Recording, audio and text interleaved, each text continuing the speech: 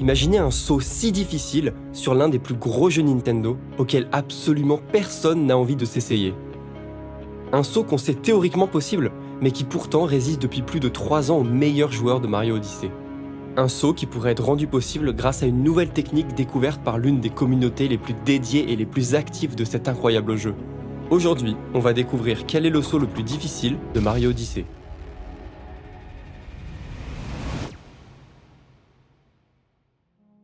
Mario Odyssey présente plusieurs communautés, dont la plupart se concentrent sur le speedrun. Les speedrunners tentent de prendre le record du monde en live, tandis que le BTT optimise des runs théoriques utilisant des stratégies complexes. En parallèle, les tasseurs codent des scripts de mouvement pour découvrir de nouvelles optimisations et repousser les limites humaines du jeu. Chacun contribue à faire évoluer à sa manière les stratégies, les glitches, le mouvement et j'en passe. Mais il existe une 4e communauté qui, au premier abord, peut sembler assez éloignée des autres. Je parle ici de la communauté Trick Jump. Un Trick Jump, ça consiste à rejoindre un point B depuis un point A, le tout sans toucher le sol en utilisant les techniques de mouvement de Mario. Il existe des milliers et des milliers de sauts, presque 10 000 sont présents sur une chaîne YouTube servant de stockage. Ces sauts sont classés par type et par difficulté. C'est grâce à ça qu'on va déterminer quel est le saut le plus dur de Mario Odyssey. Mais cette question est plus complexe qu'elle n'y paraît. Alors revenons aux bases pour que vous compreniez bien le fonctionnement d'un Trick Jump. Si j'avais fait cette vidéo à la sortie du jeu en octobre 2017, j'aurais évoqué un saut très connu des joueurs de Mario Odyssey et considéré comme impossible à cette époque. Metro Impossible consiste à se passer du câble électrique pour rejoindre l'île principale du monde des gratte-ciels. En 2017, les techniques de mouvement aérien étaient assez restreintes. Les joueurs utilisaient un long jump suivi d'un cap bounce, et clairement, c'était pas suffisant. Rapidement, quelques strates supplémentaires ont été mises en place, et je vais profiter qu'on parle de ce saut pour vous introduire la première. Les joueurs ont ajouté ce qu'on appelle un Rainbow Spin, réalisé en appuyant sur A à l'instant où Cappy nous revient. Ça permet à Mario de rester légèrement plus de temps dans les airs. Mais la distance ajoutée ne suffisait pas pour Metro Impossible, alors ils l'ont amélioré en créant le Homing Cap Throw. C'est la même chose qu'un Rainbow, sauf qu'on relance Cappy et on secoue la manette pour qu'il nous revienne rapidement. Et cette fois-ci, on peut facilement réussir Metro Impossible. Son nom est assez ridicule aujourd'hui. On vient déjà de le finir alors que j'ai à peine commencé à décrire les différentes techniques de Trick Jump. Ces derniers sont divisés en 2 catégories principales, appelées Vault et Triple, qui déterminent la technique imposée pour réaliser le saut. Les Vaults, ce sont des sauts utilisant un Vault, c'est-à-dire une roulade sur Cappy permettant de se projeter en avant tout en ayant la possibilité d'effectuer un cap bounce derrière. Quant au Triple, ils utilisent un triple saut, permettant d'atteindre la hauteur de saut maximale de Mario. Une fois séparés, les Trick Jumps sont classés par difficulté, à l'aide d'une note de 0 à 10. Tout à l'heure, je disais que cette communauté peut sembler assez éloignée des autres manières d'aborder le jeu. Mais en réalité, c'est tout l'inverse, car certains Trick Jumps sont présents en speedrun. Je vais commencer par cela pour que vous vous fassiez une idée de la notation. Flower Road Skip, très présent même chez les débutants, est noté 1 sur 10. Left Side, utile pour gagner quelques secondes dans Cap Kingdom, est à 4 sur 10. Mime Tree, le saut utilisé dans Lost pour éviter Klepto, est à 0,5 sur 10. Enfin, Snowdram, trick difficile à niveau moyen et un objectif de pas mal de joueurs débutants, n'est noté que 4 sur 10.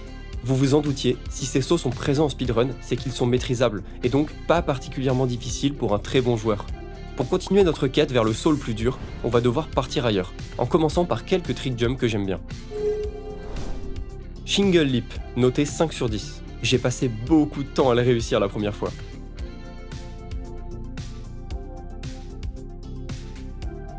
Poison FRS, 7 sur 10, utilisé pour rejoindre la plateforme sans le pont de fleurs. Cloud Drum, 8 sur 10, permettant de rejoindre l'île sans utiliser les nuages.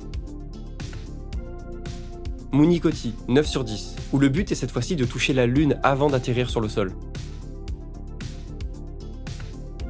Et enfin, Celestial Chest, 10 sur 10, un saut sur la lune qui me permet de vous parler du vectoring. Cette technique consiste à zigzaguer dans les airs pendant le saut, ce qui donne à Mario un peu plus de vitesse par rapport à s'il allait tout droit. Le vectoring est d'autant plus visuel avec la gravité lunaire. À titre de comparaison, Metro Impossible est noté 0,5 sur 10. Ouais, ce saut qualifié d'impossible il y a 7 ans est maintenant considéré comme le saut le plus simple de tout le jeu. N'hésitez pas à vous abonner à la chaîne et à liker la vidéo si ce contenu vous plaît. Je vous rassure, la classification des trick jumps ne s'arrête absolument pas à ces notes sur 10. On a pour l'instant parlé de la catégorie dite principale. Réussir un 10 sur 10, c'est déjà difficile, mais ça n'impressionnera absolument personne de vraiment fort au trick jump. L'autre moitié des sauts se situe dans ce qu'on appelle la catégorie élite. Et clairement, vous n'êtes pas prêts.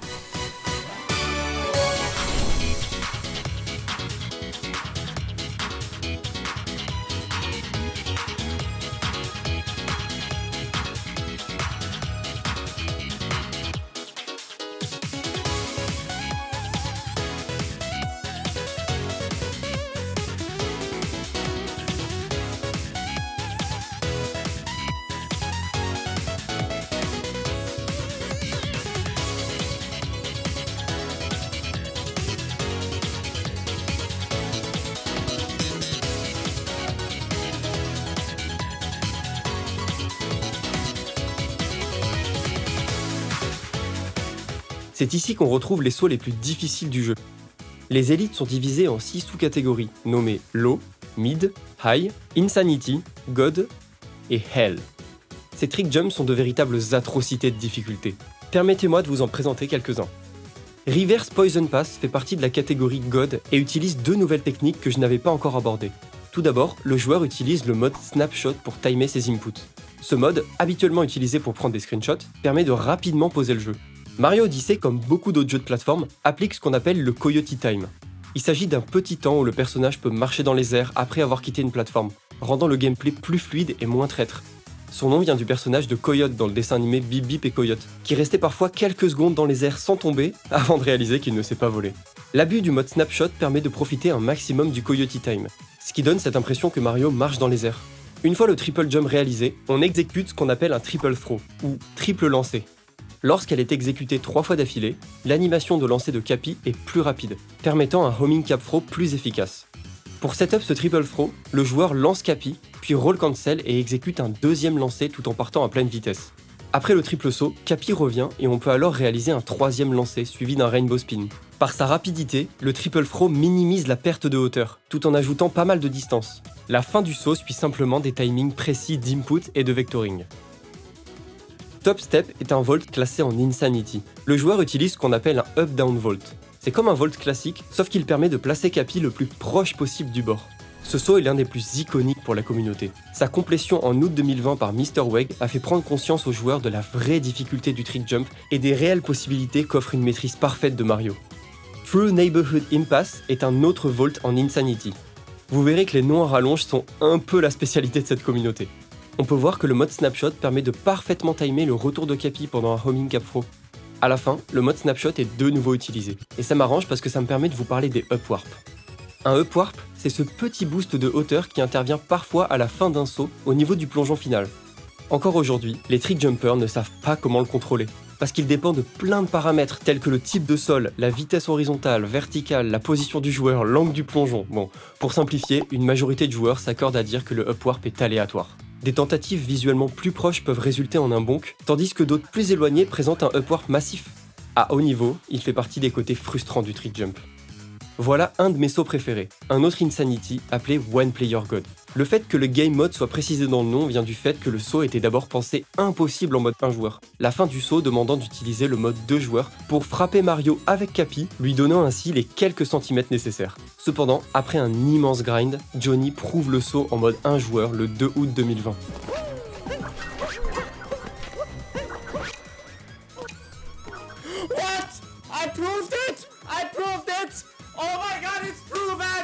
Ce saut rentre dans la famille des verticals, où le but n'est pas la distance, mais la hauteur. Pour ce genre de saut, il est recommandé de lancer Cappy en secouant la manette. Ça procure légèrement plus de hauteur. Enfin, One Player Abyss, classé en Hell, le plus haut grade à ce jour. Ce saut a mis plus d'1 an à être prouvé par Leo SMO en avril 2023. À l'heure où je vous parle, seulement 7 joueurs de la communauté l'ont réussi.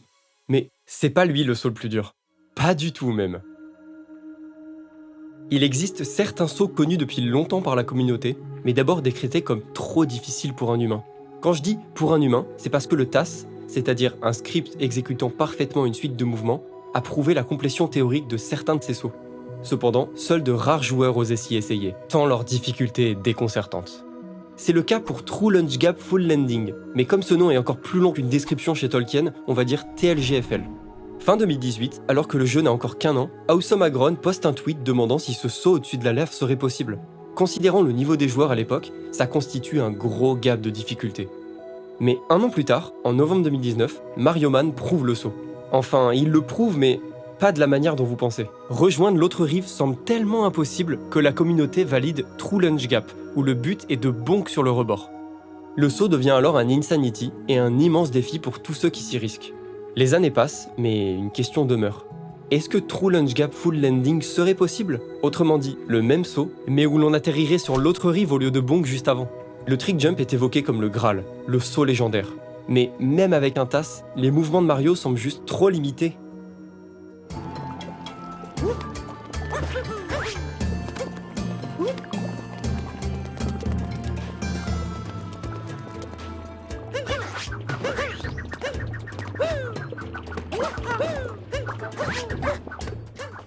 Le 15 octobre 2022, Mighty Hall crée un TAS prouvant enfin TLGFL.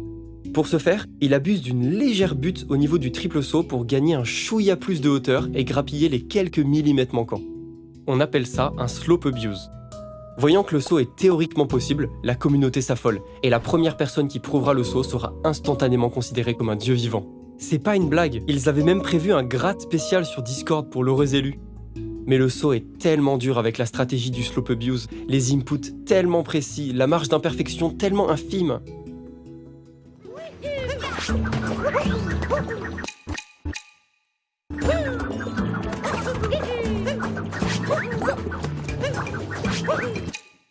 En avril 2023, Ian Storm réalise l'impossible. La satisfaction est immense pour la communauté, qu'est-ce que ça fait plaisir de voir ce saut possible de bout en bout. L'aléatoire du upwarp final a dû être atroce à vivre. Et là, c'est le moment où je suis censé conclure en disant « Aujourd'hui, TLGFL reste le trick jump le plus dur de Mario Odyssey, blablabla. » Mais pas du tout! Aussi impensable que ça puisse paraître, on en est encore loin. Qui dit difficulté, dit nouvelle stratégie. Et en trick jump, qui dit nouvelle stratégie, dit découverte. Et c'est exactement ce qui s'est passé. Fin octobre 2024, Xivler découvre, à l'aide d'un TAS, une nouvelle manière d'exécuter un triple saut pour gagner en vitesse. En effet, lorsque Mario effectue un triple saut à la limite d'un rebord, il perd légèrement en vitesse durant le Coyote Time. Cependant, Xivler découvre que ce n'est plus le cas lorsque Mario est dans son état d'attente. Autrement dit, en lâchant le joystick et en abusant du mode snapshot, on peut maintenant conserver la vitesse maximale car Mario ne court plus pendant ces quelques frames. De plus, on doit tourner Mario vers l'arrière afin d'éviter qu'il n'attrape le rebord et annule le triple saut. Xivler mentionne également qu'il pense que la technique serait TAS only, autrement dit, non viable humainement. Mais vous commencez à le comprendre, certaines personnes de cette communauté sont plus proches d'un robot que d'un humain. Et c'est comme ça qu'une stratégie censée être impossible va se transformer en une véritable révolution.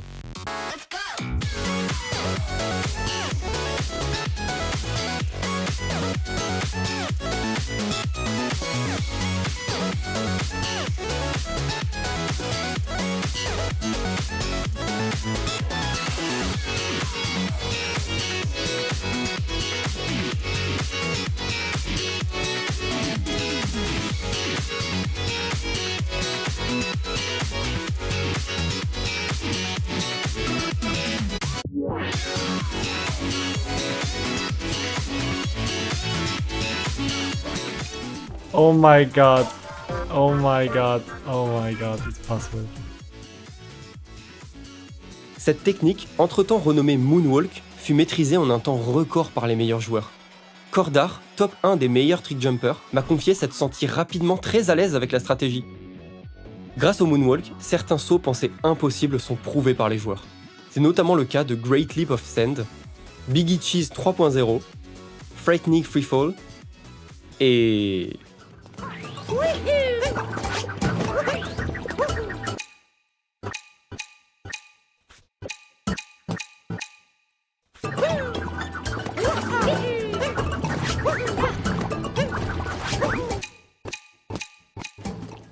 Avec le Moonwalk, TLGFL est possible sans le slope abuse. C'est absolument insane, cette technique a vraiment révolutionné le trick jump. La version avec le slope abuse fut renommée Sloped True Lunge Gap Full Landing, ou STL-GFL. Les deux sauts sont maintenant séparés, et il ne sont que 2 joueurs dans la communauté à avoir réussi TLGFL sans slope abuse. TLGFL est probablement le saut prouvé par un humain le plus difficile. Mais ça veut pas dire qu'il est le saut le plus difficile de Mario Odyssey. Je vous promets, on y est presque. Les sauts les plus difficiles, ce sont ceux qui restent à prouver. Il y en a beaucoup, plus de 412 d'après la chaîne Database. Les vidéos sont à chaque fois des essais relativement proches, mais où quelques centimètres manquent, souvent à cause d'un upwarp trop faible. Les meilleurs joueurs sont amenés à essayer ces sauts, demandant une exécution quasi parfaite pour les prouver. Le mieux, c'est d'avoir un TAS qui démontre la faisabilité du saut, comme on a eu avec TLGFL. Aussi, le Moonwalk est assez récent et va permettre de prouver pas mal des triples présents dans cette liste. Mais il y a un triple qui résiste. Il résiste car il demande de gagner un peu en hauteur, rendant le Moonwalk bien moins efficace. Il résiste parce qu'il présente une exécution différente des autres sauts. Il résiste parce qu'il est le saut le plus difficile de Mario Odyssey. Voici notre boss final, Activate Attribute.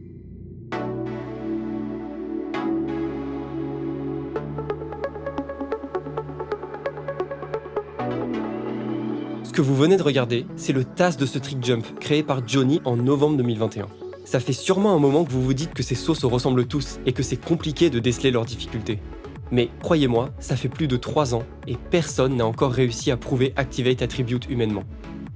Situé dans Cascade Kingdom, le but de ce trick jump est de relier cette plateforme rouge à ce nuage, que l'on doit activer pendant le saut avec Cappy. C'est Kos, un excellent joueur faisant partie du top 10, qui s'était récemment donné la mission de le réussir une bonne fois pour toutes. Résultat, il a abandonné en fin d'année 2024. Voici son meilleur essai après plus de 100 heures.